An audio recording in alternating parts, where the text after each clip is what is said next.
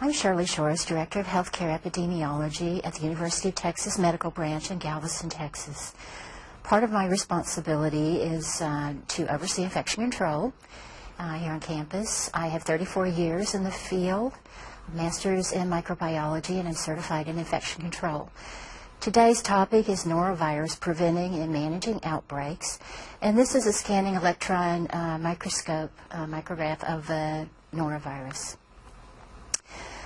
There is a significant impact of norovirus in the United States. It's the most common cause of acute gastroenteritis and outbreaks in this country. According to CDC, the annual burden of norovirus in the United States includes 21 million cases, 71,000 people hospitalized, 91,000 emergency room visits, 800 deaths. There are many types of foodborne illness outbreaks, and we don't always know the cause, but for those that do have a known cause, norovirus is responsible for more than half of them. And there's a $2 billion cost for health care and for lost productivity. Healthcare facilities are the most common setting for outbreaks of norovirus in this country and in industrialized countries. And of that, nearly 2/3 of outbreaks occur in long-term care facilities. It can impact both patients, residents, and personnel. And you can see that the bar on the left is the long-term care setting. Why? Because that's more likely to be a setting where there's communal or social activity among patients who may be incubating this virus. The clinical illness is usually a dramatic, abrupt onset, usually about 12 to 48 hours after exposure, so it's a very short time. Common symptoms: acute onset of vomiting, watery, non-bloody diarrhea, and abdominal cramps, and nausea. Some people infected may have a low-grade fever, they may have headache, they may have body aches. About 30% don't develop any symptoms at all. They are potentially infectious, however. The symptoms are usually fairly short duration. It's usually 24 to 72 hours. Most people recover completely. They're very, very sick for a short time and then they're fine. However, this disease can be more serious in very young children under 2, elderly adults, and anybody who's immunocompromised. And this can lead to severe dehydration, hospitalization, and even death. There's no specific treatment for norovirus gastroenteritis. Usually the treatment is for dehydration. That's the most common complication. May require admission to a hospital for fluids or even electrolyte imbalance. Usually agents to limit diarrhea or to limit vomiting are not recommended, and antibiotics are of no value at all because it's a virus. The virus was first identified in Norwalk, Ohio in 1968, which is where it got its name. It belongs to the family Calciviridae. If you have a cat, you may be familiar with feline calcivirus. It's non-enveloped. It has a single-strand RNA. There are 6 genogroups, 3 of which infect humans, the G1, G2, and G4. More than 25 genotypes of these 3 genogroups. Why that's important? Because there's so many types, a person can be infected many times during their lifetime. The immunity may develop to a specific type. It probably does not last very long, months to maybe a year. There are a few people who seem to be genetically resistant, but it's not identifiable by test, and it's not generalizable to a group. So it's not gender or race or ethnicity. There are just some people who seem to not become ill. The infectious dose is very small. As few as 18 to 1,000 viral particles are required. And the concentration of virus in feces is very high. So this is a bad combination. This is why it tends to become epidemic very, very quickly. So every gram of stool has about 5 billion infectious doses of norovirus. It's shed primarily in stool, but vomitus is also infectious, less so than stool. Shedding usually peaks about 4 days after exposure, but it can continue after resolution of symptoms, particularly in somebody who has a lot of complicated medical conditions. So for those folks, it may persist for 2 to 3 weeks. It does occur in people who are asymptomatic and infected. We don't know how much they contribute to transmission, but probably to some extent. So this is highly infectious. It can be transmitted in several ways. More commonly, the first two, person to person, direct fecal oral. So your hands are contaminated, you don't realize it, and you ingest food perhaps, or a food handler. This is how a food handler indirectly contaminates food. Aerosolized vomitus. When somebody is vomiting severely and you are attempting to help them, you probably have your mouth open. You're talking to them.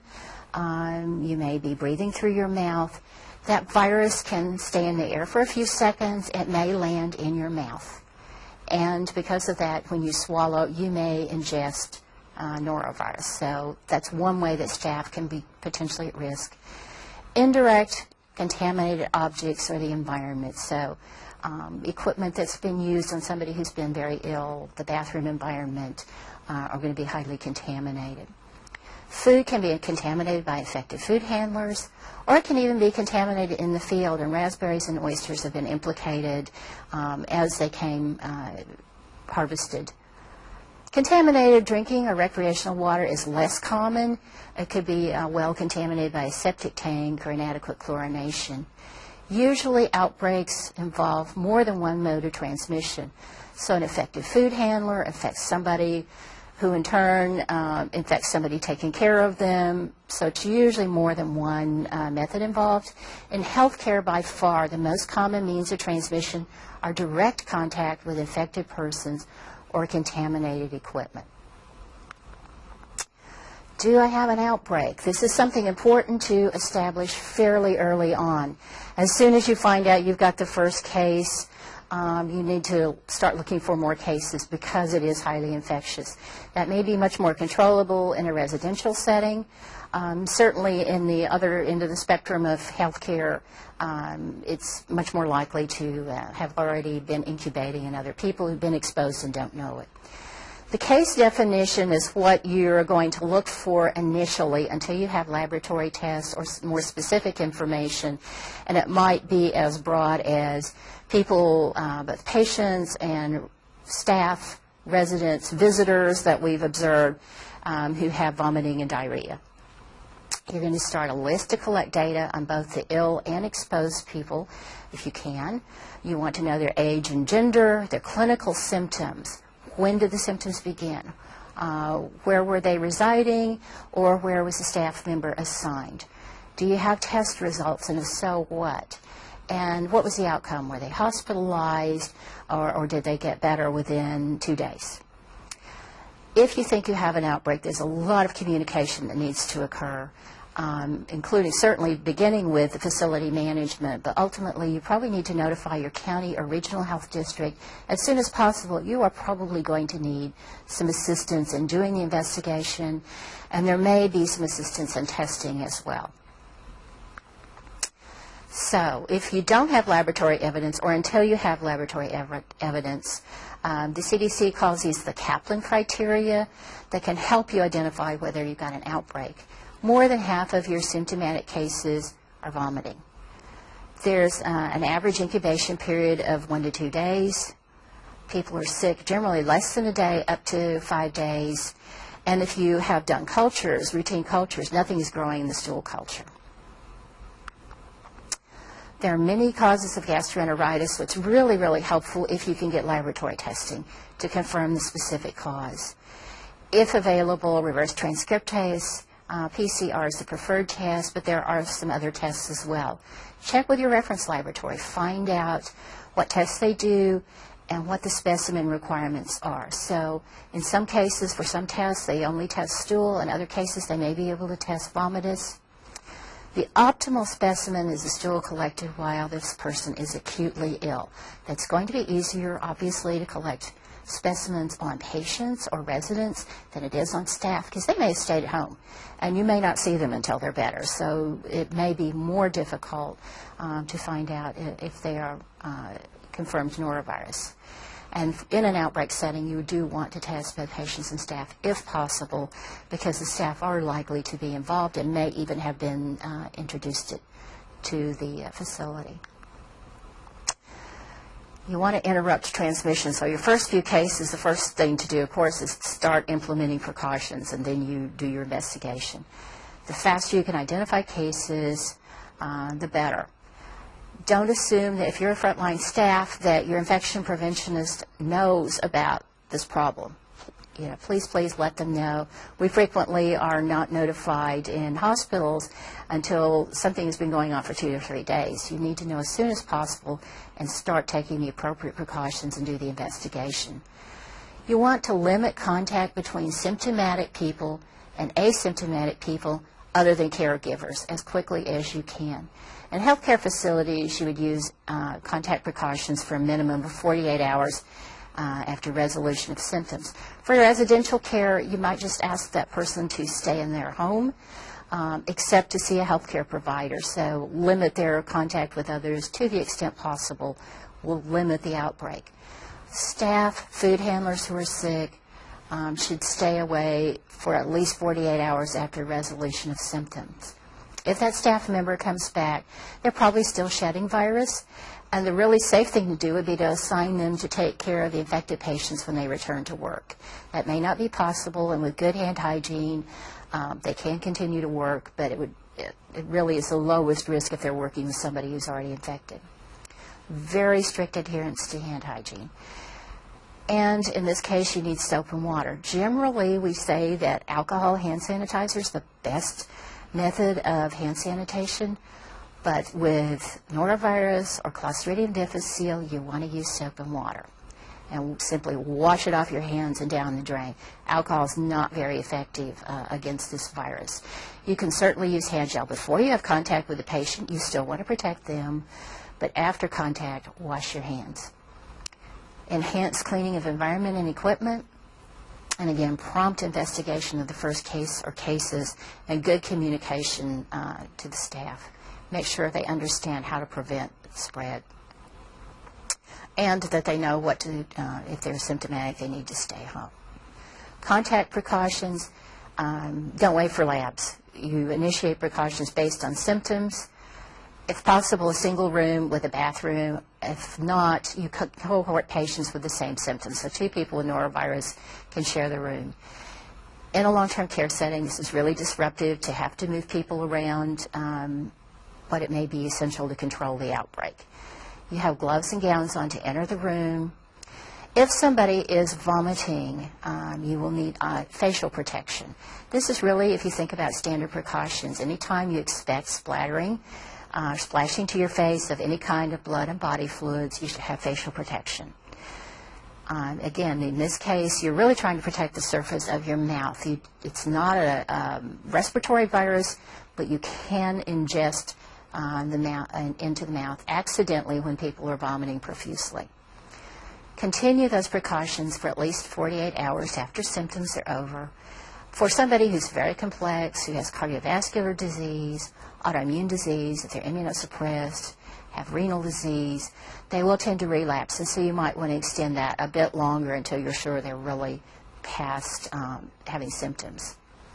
People will continue to shed virus even though they're not symptomatic anymore. So again, you just want to strictly adhere to standard precautions. You're always going to have gloves on to handle blood and body fluids, including feces, including vomitus, and you're going to always clean your hands after contact. In an outbreak setting, you may need 3 cohorts. This is really why it's advisable to have public health to advise you on whether this is necessary. If you do 3 cohorts, it would be ill patients, exposed patients who are not ill, and unexposed patients who are not ill. The cohort, you could cohort staff as well, if at all possible, so that somebody doesn't cross over from one shift to another. That's not always feasible with all positions, and certainly in hospitals when we have to cohort, your medical staff is usually not assignable to one or the other. What you do is ask them to round on the well patients first. So start on the cleaner side, go to the people who are infected. And this is just per shift. It's not permanent kind of cohort. So you're just trying to not contaminate your clothing, even though you've got a gown and gloves on, so that you're carrying this back and forth. In outbreak settings, you might want to consider visitor restrictions. Watch your visitors, too, in an outbreak. They may also be symptomatic because they may have been also exposed when they are visiting their loved one. This is the 5 moments of hand hygiene you'll find on the World Health Organization website. So when do you clean your hands? Before you touch a patient, before you do a procedure, after you have contact with blood and body fluids, after touching a patient, or when you're leaving the patient's surroundings. Some of these can occur more than one at a time. So you might, the last thing you do, you potentially have blood and body fluid exposure on your hands, you clean your hands, and you leave the room. So that's really 3 indications, but you're only cleaning your hands one time. The product, again, alcohol is not effective against norovirus. You will probably need some signage that directs people to wash with soap and water after they leave. Again, you can use the hand sanitizer before contact with norovirus, with C. difficile, but not after. You're probably going to need to remind people how to wash their hands. To wet their hands, apply soap, cover all the surfaces, not just the palms, for at least 15 to 20 seconds, rinse and dry, and turn off the faucet with a paper towel if it's not an automatic faucet. There is this nice diagram on the CDC website that you can print and post if you don't already have one that helps you educate your staff that this is a really small infectious dose. They really need to clean all the surfaces of their hands. And there are some maneuvers that they might not be as familiar with. Number 5, how do you get the backs of your fingers? And so this motion will do that. And then in number 7, cleaning your fingertips, rubbing your fingertips in the palm of your other hand. It's really essential to clean and disinfect contaminated environmental surfaces. You may need to increase frequency. This is a CDC recommendation. You may need to clean a unit in the cohort for twice a day. And high-touch surfaces, you may need to even clean 3 times a day. What are high-touch surfaces? Bed rails, handrails, telephones, computer keyboards, doorknobs, commodes, and toilets, by far the most likely places that you're going to find high contamination, and even the kitchen preparation services. You need to use the appropriate disinfectant. There is a website that has a list. A cautionary notice that those are tested against feline calcivirus rather than norovirus, and it's a little different virus. Be sure you follow your manufacturer's instructions for dilution, application, and dwell time. It can vary.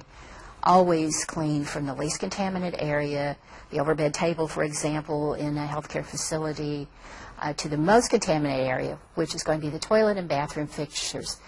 This is where you're in a healthcare facility or not. And in a residential facility, you're really going to want to focus your efforts on the bathroom or any place where there might have been spillage of vomitus or feces. A little bit easier to control, I think, perhaps, than in a healthcare facility. If you're mopping in a healthcare facility, change the mop head with a new bucket of solution, or you may be using a microfiber mop, so just use a different mop for a different room. Anytime you clean up a large spill. And as always, when you're cleaning up spillage, soak it up first. You do need to always pre-clean before you disinfect. If possible, not all surfaces can tolerate bleach, but if possible, bleach solution is really the preferred disinfectant for a hard, non-porous environmental surface. You should pre-clean anything contaminated with feces or vomitus. Soak it up, throw the paper towels away, and then proceed to clean. The dilution, to get a 5,000 parts per million of sodium hypochlorite is about 25 tablespoons of the 5.25% bleach. How much sodium hypochlorite will be listed on that bleach container? There's some commercial applications that are a little bit stronger than that. There are also some pre-mixed buffered solutions. I know Clorox makes one. I think there are some others as well. If you're not using a commercially prepared product, you need to mix it fresh daily. Dwell time is likely going to be at least 5 minutes. You need to keep the surface wet for some time. Patient care equipment, if it's not possible to use bleach, check your instructions for cleaning, check to see if your product claims are effective against norovirus, and you're just going to have to physically clean it very, very well to make sure you remove all the virus if you can't disinfect it. Aluminum will not tolerate a bleach product, so that may be a little more challenging. If you can avoid contaminating that equipment, better yet, if you have some alternates until you have the outbreak under control. Furniture and linens, you clean it up as soon as possible. If you do have upholstered furniture, which you are likely to in a residential setting, rugs, carpets, clean it per manufacturer's recommendations. You don't need to bleach your furniture. If that person is discharged from that room or area, you could consider steam cleaning it if the upholstery will tolerate it. If it's a plastic type upholstery, just use the bleach solution. During an outbreak, you want to clean your privacy curtains if you see visible soilage, and certainly after a patient's discharged or transferred or are feeling better, and if they're staying in that same room, you'll want to clean those curtains. That leading edge particularly is probably going to be contaminated from people grabbing onto it. If the linens are soiled with feces or vomit, just wash immediately. Maximum cycle time, machine dry. There's no recommendation particularly for bleach unless that's a product that linens are already bleached. You wear gloves to handle the soiled linen, and as always, the standard precautions, you handle linens with a minimum of agitation so you don't shake the virus into the air. Disinfection of equipment, again, clean well before disinfecting. If not bleach tolerant, use the disinfectant recommended by the manufacturer, but just recognize you're going to have to do very, very vigorous cleaning on that product, on that piece of equipment. And again, anytime you got a product label, check it for claims against norovirus, or does it say it's effective against non-enveloped viruses. Food handlers, anybody who's a food handler who is symptomatic, food handlers who diarrhea and vomiting should not work. They should be restricted for duty for at least 48 hours after symptoms resolve. All circumstances, food handlers should practice good hand hygiene, whether there's an outbreak or not. Under all circumstances, you want to clean food preparation services, utensils, and cooking pans.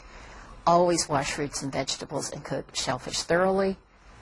Launder your table linens that are washable, and during an outbreak, you want to remove all shared or communal foods for patients or staff. This is not the time to have a potluck dinner. If you have food trays that are available for snacks for residents or staff, you need to remove these, because remember, that person, even if you've not identified them as ill, may be incubating, they may be shedding virus, it may be on their hands.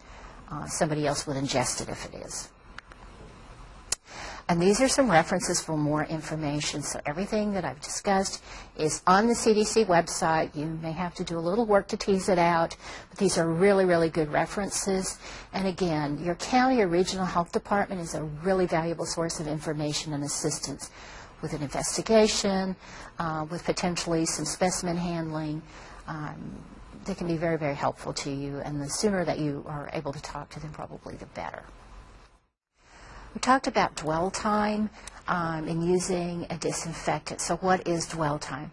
That's the amount of time you leave the disinfectant on a surface before you wipe it off. So for 5 minutes, things dry kind of quickly. You may need to cover that surface more than one time with a disinfectant to make sure it stays wet for 5 minutes. They asked if I could explain virus shedding. That means that the virus got into your body in a particular way, and it gets out in another way. And so the virus leaves your body through stool or through vomitus if you're vomiting. And that is the source then of the contamination that somebody else may get infected from.